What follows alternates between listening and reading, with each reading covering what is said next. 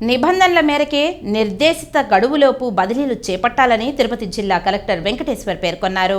రాష్ట్ర ప్రభుత్వం బదిలీలపై ఆంక్షలు సడలించి కొన్ని ముఖ్య శాఖల్లో బదిలీలకు అనుమతి ఇచ్చే నేపథ్యంలో జిల్లాలో పలు శాఖల్లో జీవో మేరకు బదిలీల కొరకు దరఖాస్తు చేసుకున్న వారి వివరాలపై జిల్లా కలెక్టర్, జిల్లా రెవెన్యూ అధికారి పెంచల్ కిషోర్తో కలిసి మంగళవారం ఉదయం స్థానిక జిల్లా కలెక్టరేట్ సమావేశ మందిరంలో సమీక్షా సమావేశం నిర్వహించారు. ఈ సందర్భంగా కలెక్టర్ మాట్లాడుతూ బదిలీల నిబంధనల మేరకు 5 సంవత్సరాలు పూర్తయిన వారు కంపల్సరీ బదిలీ, రిక్వెస్ట్ బదిలీలు తదితర అంశాల ప్రభుత్వం నుంచి అందిన ట్రాన్స్పోర్ట్ జీవోని నిబంధనల మేరకు చేపట్టాలని సూచించారు. ఎలాంటి అవకతవకలకు ఫిర్యాదులకు తావు ఉండరాదని సూచించారు. కంపార్ట్మెంట్ అథారిటీ వారు సదరు బదిలీలు చేపట్టాల్సి ఉంటుందని రేపు ఉమ్మడి చిత్తూరు జిల్లా కలెక్టర్, అన్నమయ్య జిల్లా, నెల్లూరు జిల్లా, తిరుపతి జిల్లా కలెక్టర్లు కలిసి చర్చించి తగు చర్యలు తీసుకుంటామని తెలిపారు.